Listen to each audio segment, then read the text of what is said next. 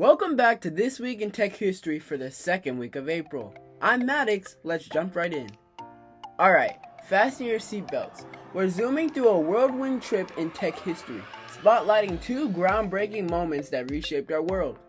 First up, on April 12, 1981, the Space Shuttle Columbia launched, introducing the era of reusable spacecraft.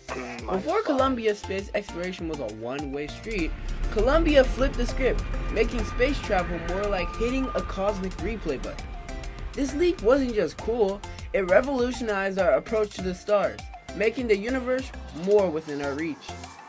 Fast forward to April 14, 2005, Me at the Zoo uploads on YouTube. The elephants.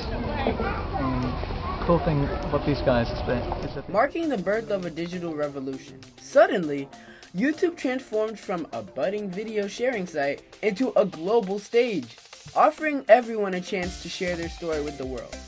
This shift didn't just change how we share videos, it redefined how we connect, learn, and entertain across the globe. I'm Maddox, reminding you to keep pushing, keep dreaming. Who knows?